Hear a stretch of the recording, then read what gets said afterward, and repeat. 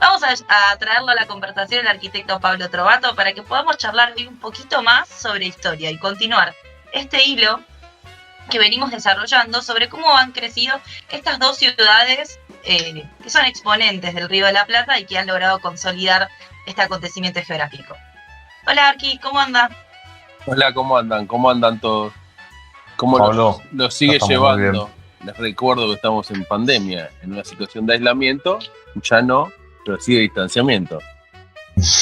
Acá Y seguimos bueno. cada uno en nuestros cubitos de pantalla en YouTube, separados. Y bueno, creo que nos tiene que servir para fortalecernos y salir mejor. Sí, sin duda. Yo le tengo mucha fe a eso. Bueno, de hecho, la verdad somos un producto de la pandemia nosotros, ¿podríamos decirle? Podríamos decirle. O del Podemos ocio decirle que por ahí sí. también, que nos trajo la pandemia, no sé. También.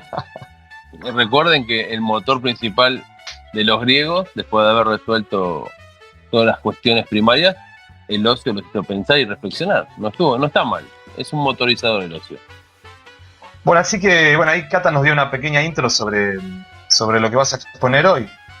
Y vamos a tratar de por lo menos, seguir algún hilo conductor, a veces histórico, y a veces dentro de algunos conflictos o elementos que tiene la historia que son generadores de algún debate o algún conflicto y que después surge algún proceso, ¿no?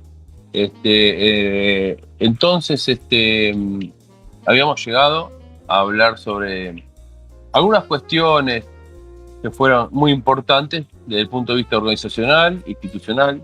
Habíamos hablado de la importancia de la masonería en toda esta organización y de las instituciones que se han forjado. Y ahora vamos a tratar de detenernos ya en el hecho concreto, en la materialización de muchas de esas ideas y que tuvieron que ver con la parte intrínseca de la planificación de esta ciudad. Y vamos a meternos un poquito en el urbanismo y cómo de alguna forma se fue conformando esta ciudad que, si bien es una de las pocas ciudades planificadas, modernas y consumadas, o sea, con el hecho realizado.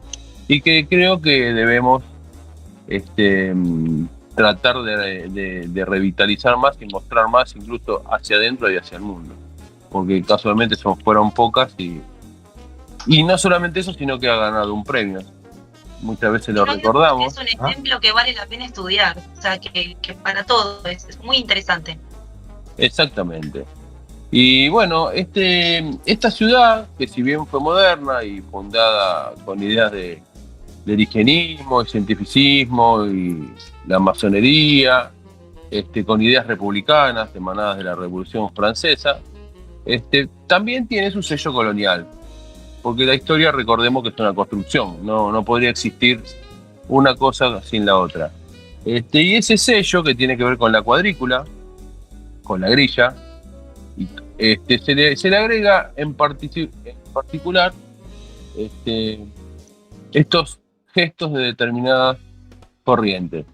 Como por ejemplo el higienismo va a incorporar las medidas de las manzanas, va a incorporar la incorporación de partes silvestres materializadas en plazas y parques, en bulevares, y va a constituirse con esta grilla, digamos, colonial o que heredó, a la cual va a generarse un eje vertical, eje fundamental, que atraviesa el casco fundacional, que va de un trazado desde el este hacia el oeste, atraviesa toda la ciudad y en él se desarrollan todas las actividades importantes de la ciudad, que van desde el eje del este, incluso con una idea y con cierto simbolismo.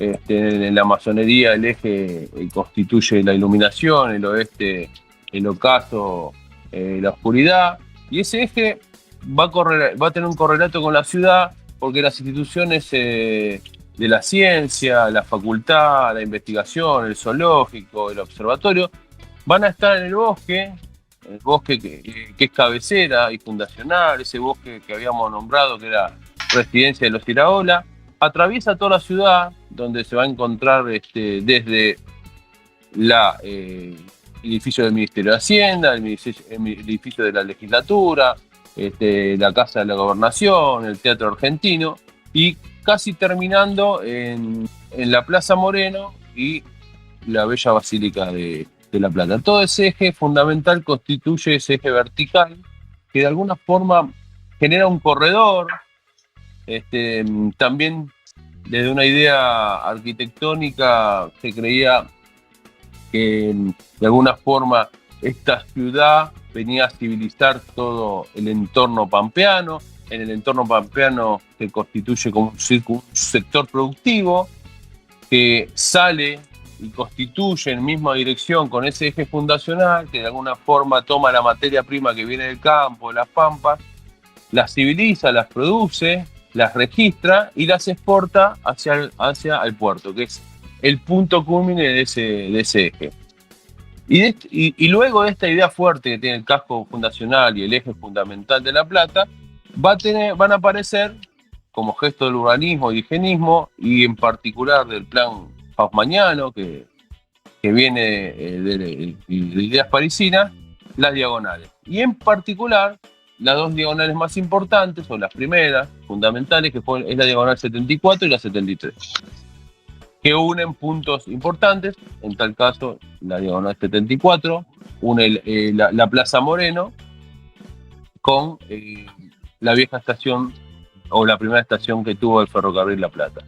Y en ese marco, durante los primeros 20 o 30 años, que fue la primera etapa, casi de 1882 a 1915, se consolida la trama urbana y en particular se forma un casco entre las calles 1 y 13, en sentido este-oeste, y norte-sur entre la 44 y la 60. Y ahí es donde se constituye, sí, la primera idea del casco fundacional de La Plata. Bueno, Pablo, la verdad que interesantísimo. Mismo queda muy claro cómo se superpone esta trama anterior que proviene del colonialismo, del damero, con esta nueva trama que vienen a superponer los higienistas, con estas diagonales, y cómo se empieza a seccionar y a crear ese nuevo plano, digamos, en función a este inconsciente colectivo anterior que había sido heredado o en algún punto impuesto por el colonialismo. Y luego con estas nuevas tomas de decisión, que creo que obviamente muy guionadas por el movimiento higienista. Creo que es importante también hacer alusión a cómo empieza a aparecer la dialéctica de parque, la dialéctica de bulevar, entendiendo que la ventilación empieza a ser un tema realmente importante en la ciudad. ¿Cómo podrías evidenciar eso en La Plata? En primer modo, la reinterpretación de la relación, digamos, entre las actividades del hombre y el ambiente natural, o dividirlo donde habita, donde vive y donde de alguna forma produce, que se termina constituyendo así. Tenía en la ciudad colonial o ciudades antiguas, el porte es muy importante, el quiebre es muy casi sin vínculo, y esta interpretación sobre lo importante que es la naturaleza para el hábitat humano, nace la incorporación inicialmente de parques plazas dentro de las ciudades, más allá de las medidas de ventilación y asoleamiento, ¿no? Y se empieza a incorporar esta idea de una transición de alguna forma diseñada en ese límite entre la ciudad y el campo, que muchas veces es a través de un accidente o de forma muy brusca. Y ahí vamos a tener los elementos arquitectónicos que vos bien nombraste y que también en Buenos Aires los encontramos, porque como la historia es toda una sola cosa, este proyecto que se materializa hacia 1882, vos bien dijiste, en Buenos Aires, como era una ciudad ya consolidada, el registro de eso fue por partes. Ya 20 años antes, una década casi anterior, se funda el Parque 3 de Febrero, con las mismas ideas que vos decís.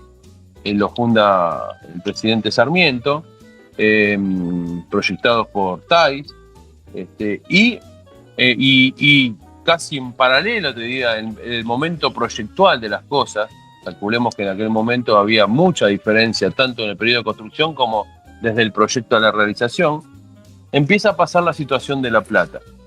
Y en particular podemos ver que casi en paralelo a la creación de las diagonales en La Plata, esa incorporación de todas estas características urbanas y técnicas, se incorporan también en Buenos Aires, con las diagonales, con la Plaza de Mayo, con los bulevares.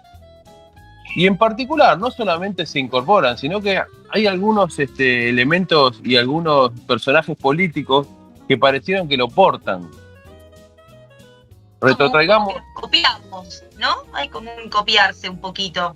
Por ahí personajes como Victorino Laplaza, ¿puede ser? Que veníamos hablando antes. Diste justo el clavo. Victorino Laplaza tiene una historia bastante particular. Por ejemplo, cuando se funda, se discute entre 1880 y 1882, él preside todas esas discusiones desde el ala política, incluso cuando en ese famoso acto de la fundación de La Plata, es el que representa al presidente Roca. Y es el que firma en conjunto con el gobernador Largo Rocha la fundación de la ciudad. Es el mismo que luego, 10, 15 años después, es el gestor en el Senado, siendo funcionario del gobierno de Alcorta, en empezar a discutir el proyecto de intervención urbana que tiene que ver con la Diagonal Norte y Diagonal Sur. No solamente eso, que sino siendo vicepresidente de Roque Sáenz Peña, es el que empieza la obra. Así que me parece que tiraste un dato importantísimo con esa persona. No, es que excelente cómo además a lo largo de toda su vida pudo ir concretando. Obviamente los tiempos de esa época eran otros y los cambios, que se lleguen a materializar las cosas. Y sobre todo, por ahí también esta diferencia o esta distancia que había entre el proyecto y la materialización final, que hoy en día no existe tanto. Pero nada, qué suerte que pudo ver todos esos cambios, que realmente los pudo ejecutar. Qué bueno que esa conclusión la tomes vos, que sos la joven, la que reprocha que los viejos vamos rápido o que vamos muy despacio. Pero sí, yo creo que este tiempo moderno, que es un matatiempo en realidad, muchas veces no deja los espacios para la reflexión, incluso para la interpretación, más que nada desde las obras del Estado, de estas cuestiones tan importantes.